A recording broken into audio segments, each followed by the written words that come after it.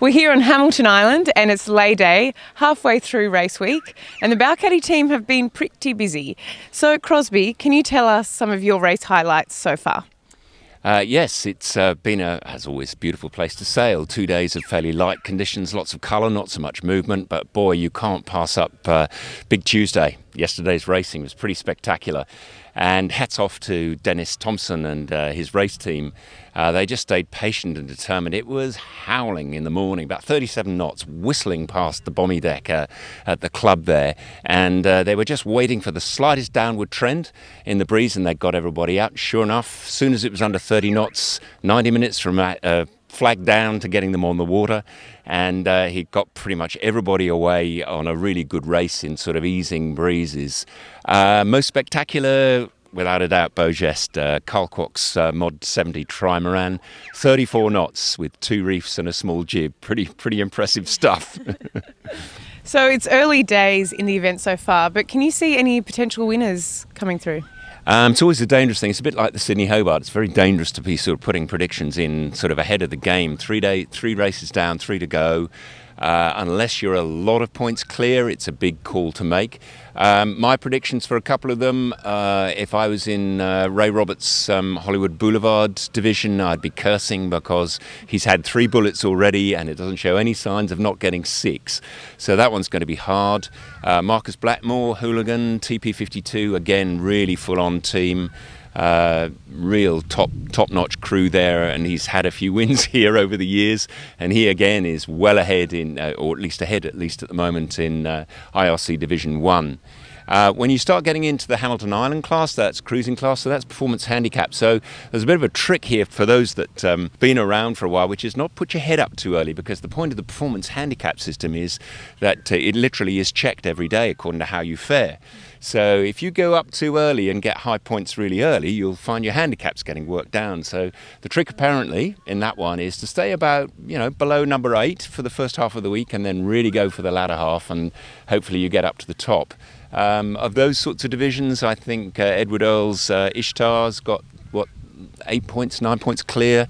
That's pretty good. That's going to give them a bit of money in the bank. And I think even Grant Danoon's boat has got 8 or 9 points clear. If you're that clear, you're going well. But, oh boy, it's all to play for at this point.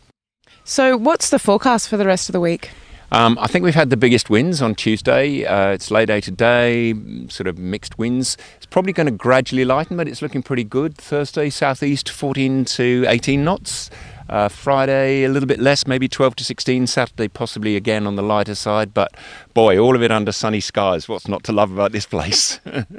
So we had a pretty wild day out on the water on the media boat yesterday, following the IRC fleets in those crazy conditions. Can you tell us a little bit about what you're looking for in terms of shooting in those conditions?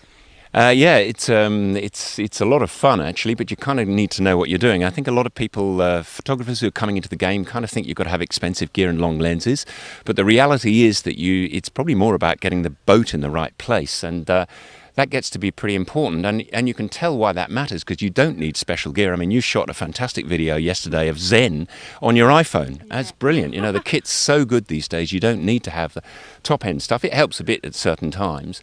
In the sense, it's really about the driver. The driver's key, and I think driving skills are really crucial there. They've got to really know A, how to keep the boat in the right place, B, relative to the other yachts, how they going to be placed where they're not disturbing them, and then above all else they've got to keep the people on board safe, and that's going to include people who've never been on boats. So a lot of the mainstream media, TV people, they've not been on those boats, so it's a really delicate balance. And I have to say, we are truly blessed up here at Hamilton Island Race Week, because for many years now we've had Paul Fraser driving for us, and that guy just so knows what to do.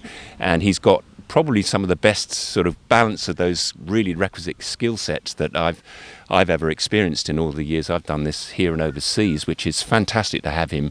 He's getting to the point now where he's almost predicting what sort of shots we want and lining the boat up before we've even asked for him. So that's really fantastic. Probably one piece of advice for anybody coming out, and yesterday was a case in point. You go chasing these guys at sort of, 18, 20 knots. Those boats are wet even in mild conditions. Yesterday we got a well and true soaking, and you have got to have waterproof gear for your cameras. Even with that, I mean, it was a pretty sorry sight at the end of yesterday, wasn't it, when we came ashore and there was some pretty damaged gear on board. So yeah, get yourself prepared. Absolutely. You've been covering Hamilton Island Race Week for something like 14 years.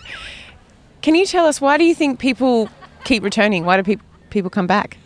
Look around you. It's hard to beat, isn't it? Look, I think Mark Richards said it very nicely in a recent article when he was asked the same question. It's the fun factor. It's almost unique in the world, certainly in Australia, to have such an extraordinary place with this magnificent scenery that people can sail around, they can be competitive in, they can enjoy the day on the water, and then have the family and friends to spend the evening and the rest of the days with, and the Laydays with, where there's as much fun on the shore as there is on the water. So what's not to love about all of that? I think there's two perhaps distinctive elements that also go towards that. Obviously, I've mentioned Dennis Thompson. Him and his team are so experienced racing team, but also really experienced in Hamilton Island Race Week, and they're always finding ingenious ways of tailoring the courses to the different weather conditions. I think we've hit over 40 courses. They always have 2 or 3 new ones each year. We've got over 40 this year, care of yesterday. And then finally, and probably most importantly, is just the culture of the place itself. The Oatleys just run this place designed for these sorts of events.